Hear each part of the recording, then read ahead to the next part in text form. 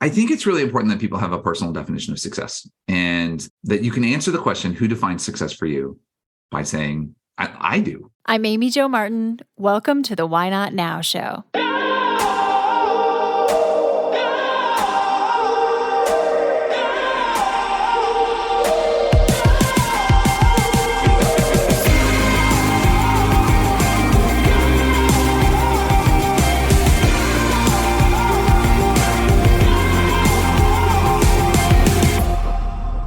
You know that thing you've been thinking about doing? Yeah, that one. Why not now? Have you ever actually taken the time to ask yourself, what's stopping me? Let's talk it through. This is your chance to give that idea the attention it deserves and take action. Each episode, I have a chat with a fascinating person, from entrepreneurs to athletes, celebrities, my parents, rocket scientists, and all walks of life. We talk through a critical time when they've asked themselves, why not now? We dissect that day or even that moment, step by step.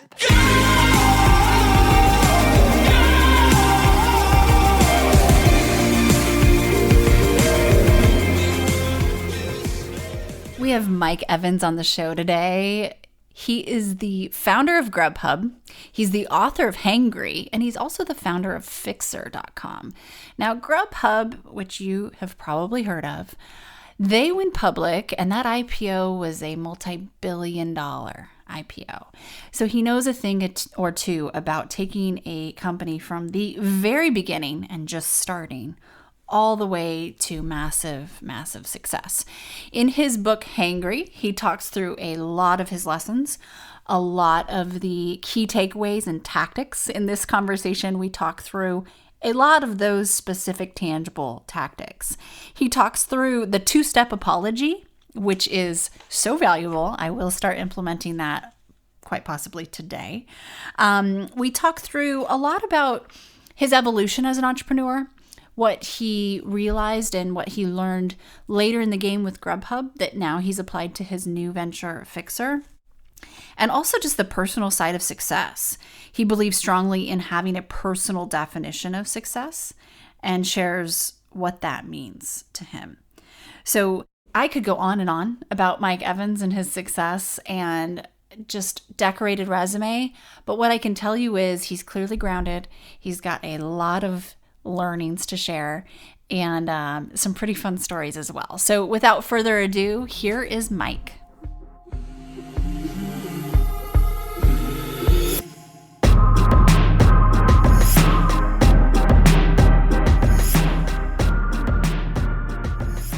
Mike, welcome to the Why Not Now show. In the spirit of Why Not Now, let's get started and hop right in. Can you tell me about a time when you had a big decision to make and you had to ask yourself, why not now? Yeah, I talk about this a lot in the book. It's sort of the climax of the book, which is this right when I was getting towards the IPO for Grubhub. A lot of people would ask me, why was I leaving? And since then, people have asked, why did I leave? A month after the IPO, after starting this thing and running it all the way through to the IPO, why leave? And I always flip that question around on its head and say, why stay? If you're going to put 40, 50, 60 hours of energy into something, you need to have a reason to do it. You don't need to have a reason to leave, right? Inertia is a terrible reason to do things. And it's very easy to get stuck in it. I mean, it's the nature of sort of just living and not having to redecide every little thing in your life. And so that decision was important to me.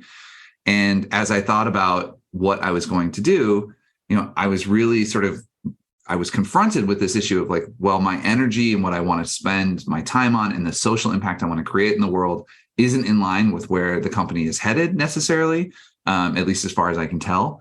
And so do I really want to stick around for another 2 years, even though I had lots of options to vest and it would have been meaningful financially? I decided that was not where I wanted to put my effort and energy. And I decided to go on and create the next company that I created. Okay. So this is great. So was there, obviously it's a process to take a company public. This had been brewing. You were there from the get-go and started this whole thing. So Was this a moment, literally, where you're just like, okay, I'm out. I'm going to get this thing over the line and I'm good? Or was this, from a decision-making standpoint, are you one of those who, do you have data on a spreadsheet and your intuition? Is it just a gut thing? Like, how do you, as someone who's built a multi-billion-dollar company, how do you make the big decisions?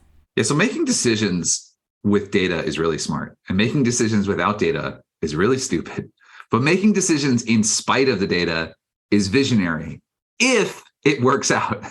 If it doesn't, it was like particularly bad decision, right? And so it was there. This was a personal decision. This was about alignment towards goals. This particular one, and it was really at its heart. It was about, what do I want to accomplish in my life, and what is the company trying to accomplish, and are those two things aligned? They certainly were in year 1 and 2 and 5 and 8 of the business, but by year 13, those things had started to diverge. And so I had to make a choice. Do I work really hard to bring the company back in line with my vision, or do I go off and do my own thing? And I decided that the latter was going to be more productive, largely because I owned only like 2% of the company by the time it went public. And so it would have been very hard to sort of turn that ship at that point. And so I decided to go off and do my own thing.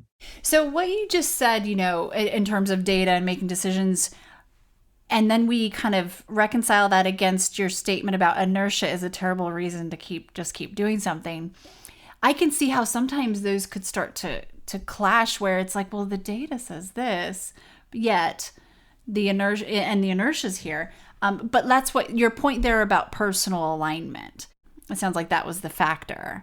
What was it that you realized you weren't getting that you were seeking? What was that deficit? I think it's really important that people have a personal definition of success, and that you can answer the question, who defines success for you, by saying, I do. And that's usually not the case. Usually it's the case that, well, maybe it is or isn't usually the case, but it is a fact that everyone in your life will try and share what they think success is for you. So for me, a lot of people think I was successful because I had an IPO in a company, and a lot of people have said I was successful because I made a pile of cash doing it. But for me, that wasn't success. I defined success right around year 4 of the business. I defined success as I want to create a company that helps independent restaurants really thrive.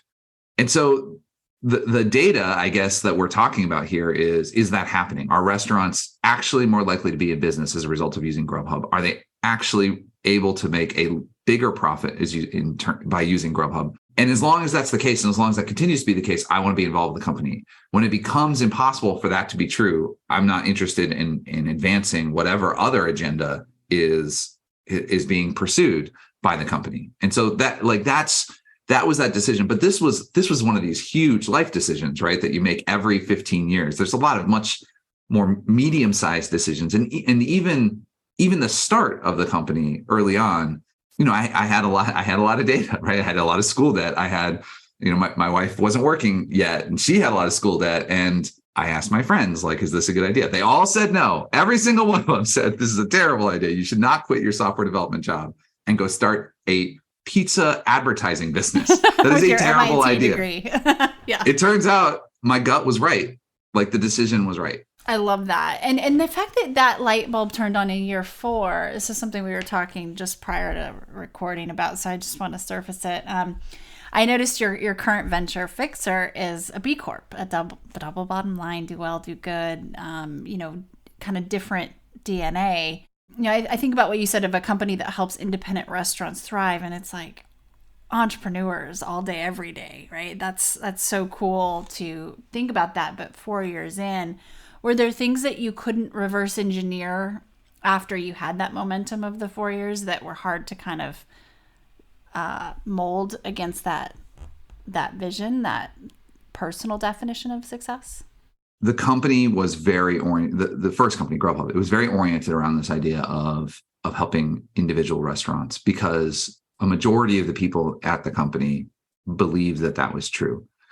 And ultimately, a company acts as the people inside it believe. But there was a lot that was tied to a very small number of individuals sort of pushing that philosophy, as opposed to being embedded in the DNA of the company. And so the second time around, when I thought about doing Fixer, I spent a little bit more time before starting thinking about what it is I wanted to accomplish.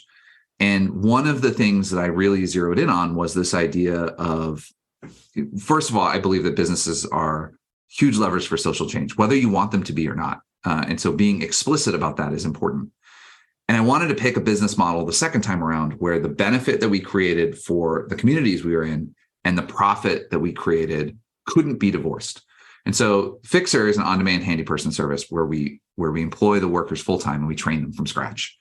And the reason that it works is because we can deliver a premium product to homeowners that they can't get anywhere else because there aren't enough tradespeople in the trades and there aren't enough tradespeople entering the trades, which is a thing that you can read in any newspaper across the United States.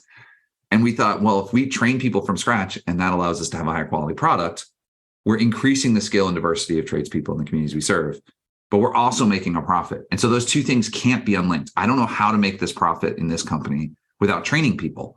So the second time around, the decision factors were around this idea of being very intentional about, it's called mission lock. The mission of the company and the profit of the company can't be divorced. I love that. I've never heard it explained that way, and I love that. It's a quick get. So what's one thing you find yourself learning over and over, both as an individual as well as an entrepreneur, kind of business wizard? As the leader, everything I say is done with a sledgehammer. Sometimes I think I'm using a ball peen hammer, but it's never that. My words have much larger weight than I realize they do. So when I use kind words, people get really motivated and they're really satisfied and they really enjoy. Like if I compliment somebody's work, it's a big deal. If I complain about something because like I stayed up too late last night, it can ruin somebody's month. And so that is a thing that I've had to learn again and again and again, because my leadership style is pretty emotional. I get excited about things. I'm passionate about what we're doing. But that's a double-edged sword. On the one hand, it's really motivating. It's exciting to work with somebody or work for someone who cares. That's what people tell me. But the flip side of that is if you care too much and you really like choose somebody out about something, it can really hurt. And so that's the thing I've had to just relearn so many times. I'm still learning it. I'm still mess it up. Oh, that's so timely for me. I'm just thinking about Slack this morning and it was just kind of like, but you're so right. And it's, especially leadership in 2022, when we don't have as much personal connection that can carry the weight of a hug or a high five or something for a month versus a Slack comeback with the sledgehammer, like you said. Okay, thank you for that. And then personally, what's something that you find yourself learning over and over, Mike? The idea of perfect work-life balance is a lie. It's just an absolute fiction. And the reason it's a fiction is because we have different spheres of things that we care about in our lives. That we care about relationships, we care about our communities, we care about our businesses. And the idea that all of those things can be optimized is just not true. Instead, you make trade-offs. And it's really, really important to know what it is you're trying to accomplish in each of those realms of your life, in your relationships and your business and all of these things. Because if you're clear-eyed about it and you're clear-eyed about the reality that there are trade-offs, then you can be explicit about what trade-offs you're going to make. And instead of sort of trying to have it all and then sort of fail at everything, I'm just really clear with myself about, okay, I need to spend some time on work this next week and I have to do this travel thing. And I need to recognize that that's going to be hard on my daughter who wants to spend time with me because she's 7. If she was 16, she might not feel that way. It might not be a big deal. Yeah. But that's a trade-off. And it's a trade-off that instead of pretending it doesn't exist, I understand it exists, I count the cost, and then I act. And I think that's important because I think that ultimately leads towards sort of maximizing fulfillment and relationships and satisfaction and kindness towards the people that I'm in relationship with. If I'm just clear-eyed about the fact that sometimes I have to make other choices than that relationship. That's so key. I needed to hear that one today too. Wow, you're just speaking right. This is like a therapy session for me, Mike. Thank you so much. I'm happy. I guess that's another thing is everybody should be in therapy. Being able to talk about how you're feeling or what's going on in your life to somebody who's like just going to support you is a very powerful way to handle the challenges of life. I think everyone should do it. I agree. I mean, there's so many different facets too. Like my husband and I, we have a couples therapist. I've got my therapist, got a business coach. Like they all have their different rules and regs and like domains, and we do that for our physical health. And then speaking of which, how do you keep your mind healthy? I'm very committed to exercising every day, which is hard in Chicago. Sometimes it's like snow raining right now, which makes going outside real hard. Yeah. But that's a big part of it. And then another part of it is like every day when I wake up, I try to keep my calendar fairly light so that I can make daily decisions about what it is I want to work on to move to build momentum in the different areas of my life. And so I try to make that decision every day instead of getting locked into patterns, weekly meetings, things like that.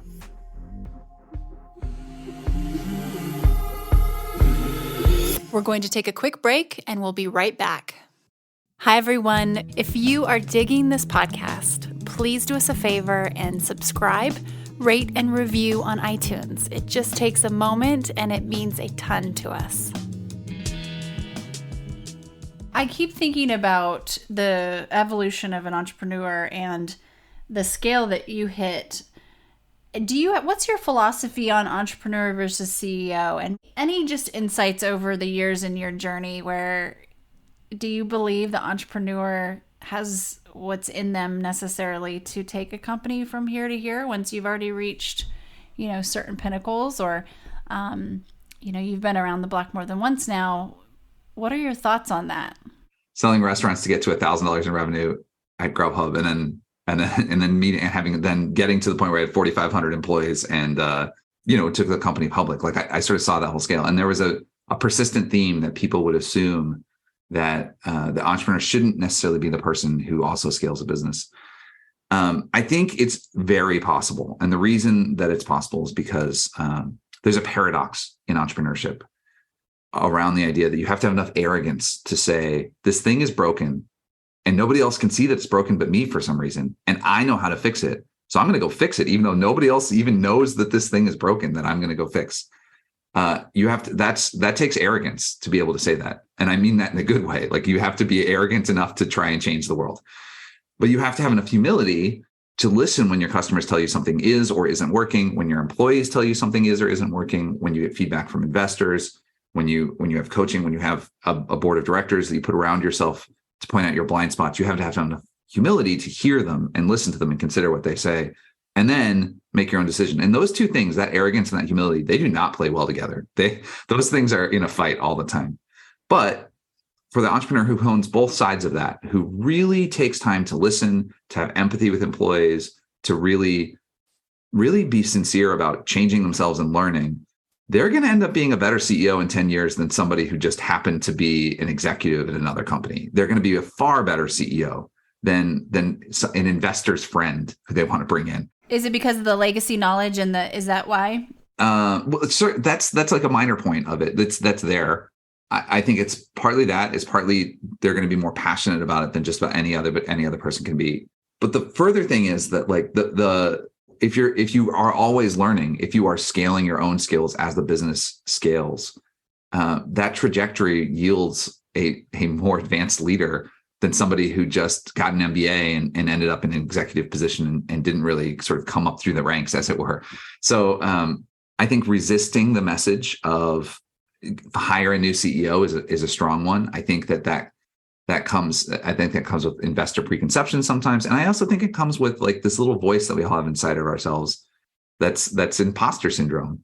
And don't listen to that voice. Do it yourself is usually the answer. But it takes humility and learning to really be able to get to that point. But clearly, I'm a pretty strong believer in don't bring in a new CEO. Well, and I love what you said about you have to be scaling your own skills as the leader, as the visionary and guide as the company is scaling. And that's a big job too, like on top of the day-to-day. It's very interesting.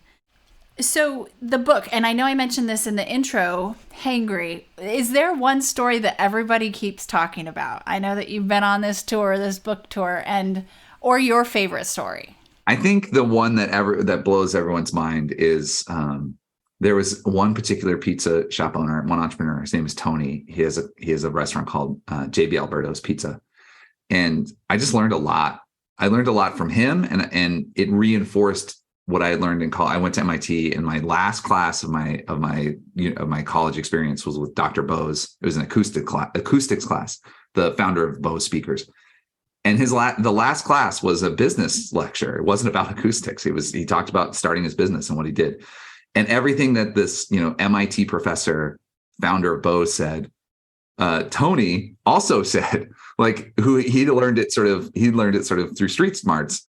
And it was really profound how some of those lessons were in parallel. And I sort of share those stories in the book about really going from, I had this delivery guide and I was selling people on advertising. And then I started writing software for online ordering to, okay, that's great. I got to 100 restaurants. I got to 200 restaurants, but how do you get to 70,000 restaurants across 400 cities?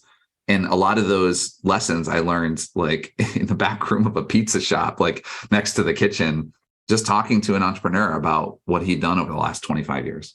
That's so cool. That's so cool. I have a mentor who says, the answers are on the street, Amy Jo. They're never in a whiteboard session. Go find them. Your customers got them. Maybe they're on podcasts too. Let's give ourselves some credit here. There you go. Okay, so do you want to fill me in on this two-step apology? This sounds fascinating, and I could probably use it today. What is this about?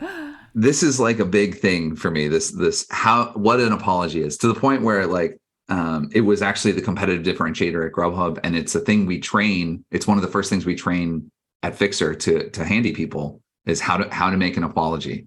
And so we start with what an apology is not. So an apology is not, I'm sorry you feel that way. That is an attack. That's an accusation. That is, those words never come out of a person's mouth.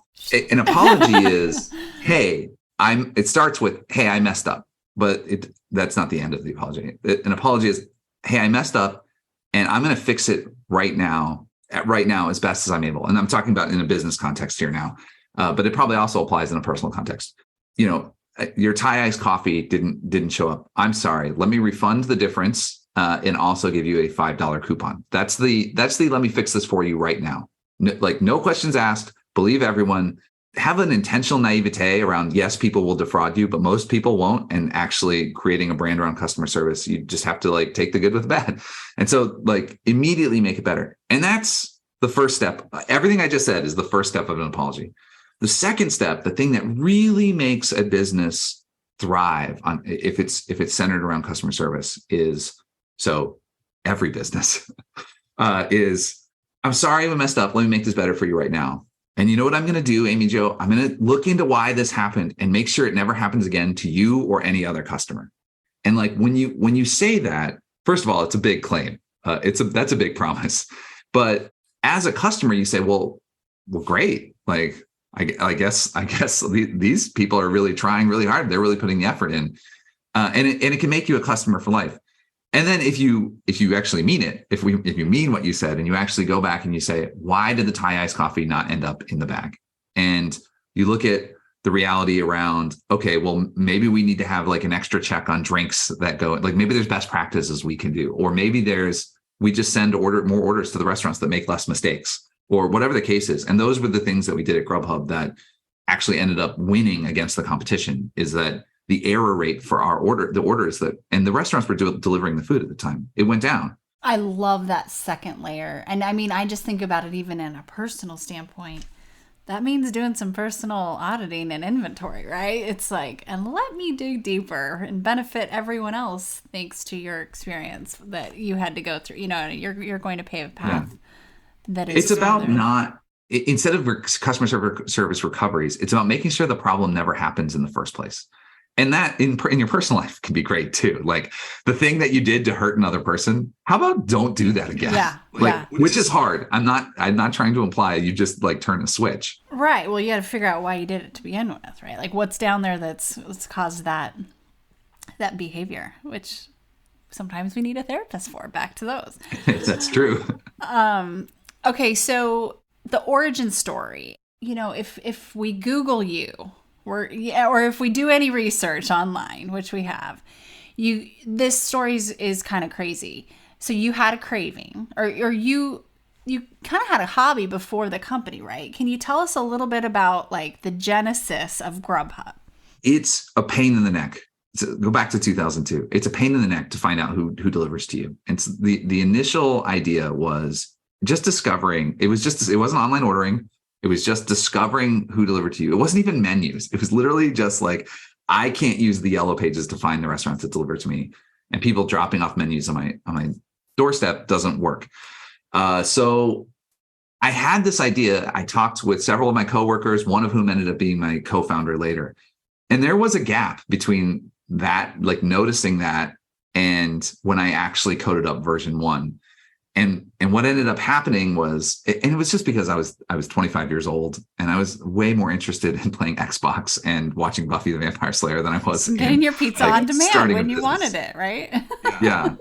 And then I had one particularly bad bus ride home. I got shoved into the armpit of this guy next to me. And it was like in the armpit that I was like, I'm coding up version 1 tonight. I can't cook. Like, this is horrible. Like, it's time to solve this problem I've been thinking about for the last few months. And so that night I got home and coded up version 1 of the delivery guide. And the next morning I started calling restaurants and getting their delivery information. Interesting. I mean, just to set the stage, 2002, .com bubble burst had happened. 9/11 had just happened. Like, interesting timing too, of trying to even remember what it was like when we didn't have the convenience that we have now. It's hard for my brain to even, what did we do? Did we get the phone book out? Like, what did we do? You're not going to believe this. You had to call someone on the phone. Oh, it's horrible. To this day, people still say to me, I don't see what the big deal is. Just call the restaurant. And I'm like, you're right. You don't see the big deal. Like, it is a big deal. When Sunday night came around and everybody's like, who's going to call the restaurant? Everybody said, not it. Nobody wanted to do it. Removing the friction of the phone and going to online ordering increased the amount of deliveries people were ordering from once a month to twice a week. It was almost a 10x increase in the amount of deliveries that were just occurring just by removing the friction of the phone call. Amazing. 10x. Okay, so when I say the word renegade, who comes to mind? I mentioned Dr. Bose, and I remember one of the stories that he told about. He did two things. There were two innovations that Bose did that a lot of other companies hadn't done. The first was he faced the speakers away from the person listening. That was his first big innovation. It's more like a concert hall to have the speakers point away from the listener and have it reflect off the room, and it makes a richer sound. And his first version was a failure. It did not work. It was like a commercial failure. But one of the things he said was, make the bad version. Go ahead and just make the bad version, and then you'll learn what's wrong and you make version 2 and it's better, and you keep doing that. And that's engineering. You just keep getting better and running those iteration loops, and it gets better. And so that was one of sort of his themes. Was, first of all, he started with an unconventional idea, but it wasn't the idea that mattered. Ideas are a dime a dozen. It was the execution that mattered, and keeping at it and iterating on the idea that really mattered. And then the second thing he did was he did a bunch of spreadsheets. He did a bunch of financial modeling. At the time, it was probably Lotus 1, 2, 3. This is fairly long ago. And the financial modeling that he did showed that the thing that really mattered, the thing that cost the most money for the company, was how long a speaker sat on a shelf. It wasn't what it cost to produce. It wasn't the cost of the materials. It wasn't the cost of labor. It was how much capital gets tied up by speakers just sitting on the shelves, not selling. And so he invented outlet stores. Some of the first outlet stores were Bose speakers. And so he did this direct to consumer retail model. At the time, it was like a dealer network was how you bought fancy speakers. And so those were the two innovations they did. And he literally told investors, I don't need your money, because I'm just going to financially engineer this in such a way that I don't need investor cash. And that was, don't have speakers sit in inventory. That's cool. That's very interesting. So if we were a couple rapid fire questions, if you're cool with it. Yeah. Can I aim? Let's do it. Okay. What keeps you up at night, Mike? Can I train people fast enough and in high enough quality that they can enter the trades and enjoy the work and give value to our customers and also make a profit? Just the quality and speed of the training programs that we've created, our entire business pivots on it all hinges on whether or not we did that right. We think we did. We're still iterating on it, but it took 5 years to get to the point where our education and curriculum and mentorship and on-the-job training programs really got to the point where they really minted a quality handy person from scratch in a relatively short period of time. I can't wait to use Fix. I can't wait. It's what a wise solution needed. Okay, I'm changing the rules for just a second because I just had an idea or a question. So you mentioned you have a 7-year-old daughter, and she comes to you. She graduates from high school, and she's like, "Dad, I'm not sure what I want to do." What do you say to her?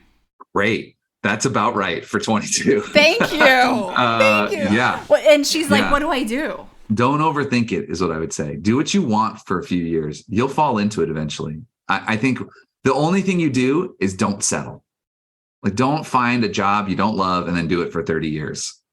Keep experimenting, find the things that you love, and be intentional about it. And so not knowing is totally fine. The thing that doesn't work is not knowing and searching is fine. Not knowing and not searching is a problem, or knowing and doing something else anyway. That's also not fine. Now, there's some privilege that comes with that statement, because ideally in that situation, she's going to be in good health. She's going to have enough finances to not have to worry about things. She's not going to be loaded down with student debt if I have anything to say about it, right? And so she's going to have more options than just about anybody else would have. But I think regardless of a person's situation, there's some truth to this idea of being intentional is better than being unintentional. Well, I think to what you said, there was a very specific detail that you added of you still need to be in action mode. It doesn't mean you need to decide, but like curiosity is your job, right? Like treat it like a job, or versus just let it come to you and snowflake in the wind. No, like you got to be out there kind of looking around. I think that's really key, and it could be a subtle miss. Yeah, for a 7-year-old, work and play and learning, they're all the same thing. There's no distinction between those three things for a kid, for a 7-year-old anyway. I think that might actually be true for adults, and we forget it. That we get satisfaction from our work if it's the work that's aligned with our values and what we want to accomplish out of life. If it's just the thing we do so that we can live the other parts of our lives, it's not fun, for sure. And so stay away from that like the plague if you can. Yeah, I love that. I think it's Brene Brown who says the opposite of depression is play. It's not, like some people would think happiness, unhappiness. Anyway, just it's an interesting thought on play. What's something you've read recently? It could be a book, could be an article, could be a message on Instagram or TikTok or Twitter that has really made you kind of think. Yeah, there's a book called The Innovation Stack that I just read recently that really, I think it just underlines something I had been thinking about for a little while that is said more eloquently than I will say. But the idea behind it is that, in my words, I would say every problem that you solve in a business every solution creates more problems, but the new problems are smaller than the first one. So you have this huge problem like, okay, there aren't enough tradespeople in the United States and it's really hard to get somebody at home. And I'm like, okay, let's create a training program, which is a solution. Then it has this other problem like, okay, how are we going to pay for that? Like, how are we going to make sure people stay retained? How are we going to make sure that we advertise it correctly? How are we going to make sure that the curriculum is right? And then you solve all those problems and then they create their own problems. Okay, well, the curriculum is updated, but now we have this new problem, which is the building codes are different from state to state. And so we need to create solutions for that, which then creates its own problems. Like how do we store all this information and all these different ways? And so there's this idea that like what you're trying to do is break a problem into smaller. You solve a problem, and what you're really doing is you're breaking the problem into smaller, more solvable problems. And you just keep doing that until the problems you're solving are really quite tiny. That's the hope. Interesting. Okay. Pirates or ninjas? Who's tougher and why? Did they not teach you this at MIT, Mike? I mean, yeah, I know it's been a couple years, but wasn't there a class on this? They're all murderers, so I'm not sure that I really want to celebrate either group. To be fair, maybe you're the first person in almost 300 that I think has said, you know what, neither, and that's fair. Hey, that's an answer. I mean, I think that both of those groups are groups of people that destroy, right? And I prefer to promote groups of people who create. It's harder, but it's more fulfilling. One of the most creative answers. Sorry, that's probably a more serious answer. That's okay. I've heard a lot of interesting rationale behind people backing up their answers, and I actually like that one the best. Okay, so final question here. Let's take you back. You're 25. You're on this bus, I think you said, and you're just annoyed because of this problem solution that's been in your mind, and you're getting ready to go start coding the first rendition of what became a multi-billion-dollar company. If in that moment when you're crammed on that bus, you could go and just say something to yourself right then, what would you say? I wouldn't say a damn thing to myself. Like I did it. I would not distract me. I would let him do it. But what I would say is, and so, I mean, there is this idea of just start. And so that's what I did in the moment. And that was great.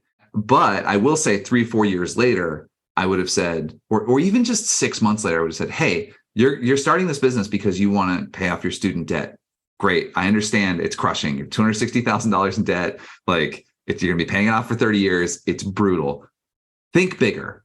Think bigger about what it is you're trying to accomplish. Because if you hit that goal and pass it, you're going to be frustrated that, like, now what? So like think about what you really want to accomplish in the world beyond just like getting out of debt. And 25-year-old me had been like, okay, boomer, like, that's great for you to say, I have school debt and I want to pay it off. But there's some truth to that. Like, think early about big goals, big intentions. And that's sort of the other half of the just start. Like, just start, but pretty quickly think about the big goals. I love that so much. And I think about how you opened up the show with why stay, right? Well, why not start? Why stay? You can use that why not now question on both sides of why not stop something, right? Just stop or just start. But that ability to take action and flip the switch, I feel like with action comes clarity. And I'm sure that things got more and more clear down the road. Everything you can learn about how to run a business, how to grow yourself, how to set goals, how to be intentional, all of that is 49% of success. 51% of success is just starting. Like, you are way more likely to succeed if you start than if you don't start. So yes, it's worth learning, but it doesn't matter if you're learning if you didn't start. You have to start. Right. That's A1. Like, there is no learning if you didn't start. Thank you so much for your time and for sharing your story. This is my favorite thing. This type of book is exactly my favorite. It's like you got your stories, you're learning through storytelling, and there are so many tactical nuggets in there. So thank you, and we'll continue to follow your journey and definitely appreciate your time and wisdom, Mike. Thanks for having me on. I really appreciate it.